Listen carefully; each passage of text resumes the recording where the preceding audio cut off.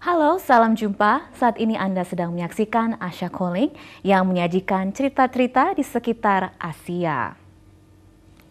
Dalam Asia Calling kali ini, debat keras soal Rohingya. Apakah mereka orang Burma juga? Dan kami mengunjungi panti jompo pertama di dunia, khusus waria. Anda bersama saya, Besti Siregar, dalam Asia Calling, Your Window on Asia.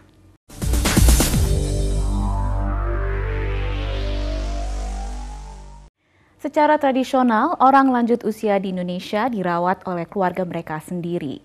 Tapi itu tidak terjadi pada komunitas waria yang berjumlah 3 juta orang di Indonesia. Mereka kerap ditolak keluarga yang merasa malu pada mereka. Banyak lansia waria yang sebelumnya bertahan hidup sebagai pekerja seks berakhir sebagai pengemis di jalanan. Tapi sekarang panti jompo untuk waria tengah dibangun. Kemungkinan ini yang pertama di dunia. Dan rumah itu dibangun di Depok. Rebecca Henschke bertemu orang-orang di balik pembangunan rumah ini. Ini adalah ritual harian yang penting bagi Julianus Retoblaut yang berusia 51 tahun. Dia lahir sebagai laki-laki di sebuah desa di Papua yang berselimut hutan. Orang tuanya adalah guru komunitas setempat yang sangat dihormati. Tidak ada listrik di desa mereka, dan dia tak pernah mendengar seseorang yang homoseksual atau waria. Ketika saya juga tidak mengerti pada waktu itu, karena saya merasa bahwa kok saya ini ada pemikiran yang aneh. Apa ini satu penyakit? Kenapa? Karena tiba-tiba itu saya bisa senang sama orang laki. Dia tak menyadari jati dirinya sampai ia pindah ke Jakarta untuk kuliah dan diundang ke Taman Lawang. Disitulah dia baru sadar kalau dia tak sendirian. Dan di sana dia menceritakan bahwa nanti kamu akan menemukan bahwa banyak sekali orang yang seperti kami di sana, yang tadinya tuh mereka tuh berwujud laki, dan setelah mereka make up mereka akan cantik, dan kemudian mereka tidak lagi mengeluarkan uang untuk laki-laki, tetapi mereka akan dikasih uang untuk laki-laki. Dan kemudian saya ke sana, apalagi dengan kekurangan saya yang saya tidak cantik, saya kemudian di make up sama dia, dan ada laki-laki yang menggoda saya, dan ini saya merasa bahwa aku bahagia pada waktu itu. Dia menjadi bagian dari kelompok waria yang diperkirakan berjumlah 3 juta orang di Indonesia. Transgender atau waria adalah laki-laki yang memilih untuk hidup sebagai perempuan.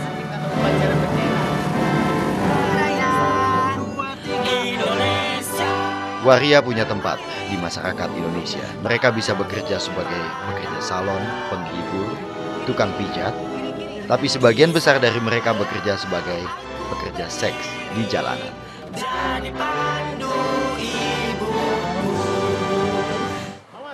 Ini juga yang akhirnya dilakoni Yuli ketika berusia 17 tahun. Menjual diri di dekat rel kereta api di Jakarta selama hampir 20 tahun. Selama menghabiskan waktu di jalanan, Yuli mendengar dari kakaknya kalau orang tuanya meninggal. Kakak saya sebabnya mencarikan saya, padahal gara-gara perbuatan kamu ibu jadi meninggal. Dan dia membenci saya dan dia mengatakan bahwa kamu harus pulang. Dan pada waktu saya juga diperlakukan dengan sangat keras. Saya mau ditembak, ditaruh pistol di sini dan mau ditembak. Kalau kamu nggak pulang, saya akan matiin kamu karena kamu memalukan keluarga. Jadi pada waktu itu, semua keluarga saya membenci saya dan hubungan itu putus. Jalan keluar Yuli adalah lewat pendidikan. Yuli mendaftarkan diri ke sebuah universitas dan menjadi waria pertama di Indonesia yang mendapat gelar sarjana hukum dari Universitas Islam ternama. Hari itu dirayakan secara meriah. Sekarang dia memfokuskan kegiatannya pada pemenuhan hak-hak komunitas waria. Baru-baru ini dia mengajukan diri sebagai anggota Komisi Nasional Hak Asasi Manusia. Komunitas waria kini memanggilnya Mama Yuli. Dia adalah ketua Asosiasi Waria Indonesia. Usianya mendekati 60 tahun, dia kini lebih memperhatikan nasib teman-temannya yang mulai menua. Orang menganggap bahwa mereka sudah tua dan tidak berguna. Untuk apa? Repotin kami saja. Jadi akhirnya memang mereka itu akhirnya hidup seperti apa adanya. Mereka jadi tukang minta-minta, atau mereka jadi tukang pijit, atau mereka jadi istilahnya apa saja yang bisa mereka lakukan untuk mempertahankan hidup. Jadi aku pikir bahwa ini perlu kita tangani. Jadi dia mengubah rumahnya di Depok menjadi panti jompo untuk waria. kemungkinan yang pertama di dunia. Yuli punya daftar tunggu sampai 800 nama. Dan sekarang sudah ada 3 orang yang tinggal bersamanya, termasuk Mbok Yoti. Ini waktu masih umur muda 30-an, waktu di Malaysia ini foto. Sekarang udah umurnya udah tua, 69.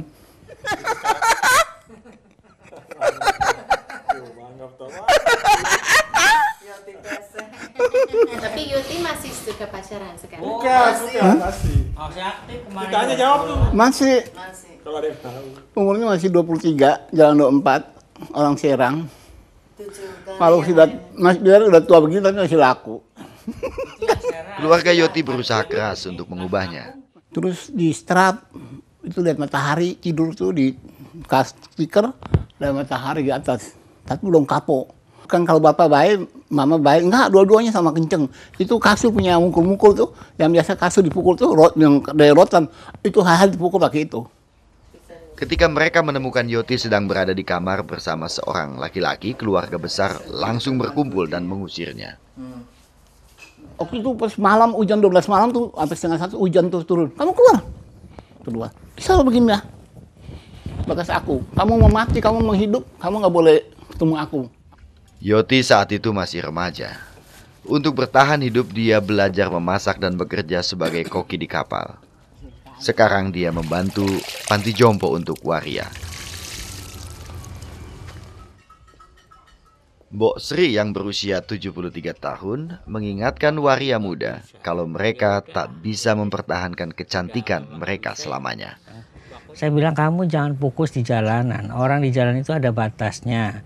Lebih baik kamu hobinya apa, misalnya dagang ya dagang, kerja yang benar gitu. Baru-baru ini kakak laki-laki Yuli yang dulu mengancam untuk menembaknya datang berkunjung ke rumah ini. Dan dia mengatakan bahwa luar biasa. Kemudian dia mengelilingi tempat ini dan dia cuma menangis. Dan dia mengatakan bahwa aku gak nyangka kamu bisa seperti ini, kamu berjuang. Orang banyak yang mengatakan kepada saya bahwa adik kamu sekarang itu hebat. Kemudian tahun kemarin aku pulang ke daerahnya, dia di tempat dia bertugas. Dan dia senang sekali menerima saya walaupun aku dengan seorang waria. Dia mengatakan bahwa ini adik saya. Tapi kalau kemudian dia meninggal. Mereka masih butuh banyak uang untuk mewujudkan mimpi. Dan mereka berharap ada donor yang akan datang sehingga lantai pertama panti jompo untuk waria ini bisa segera diselesaikan tahun ini. Ini akan menjadi rumah yang sangat dibutuhkan lansia waria. Atau mereka akan berakhir di jalanan.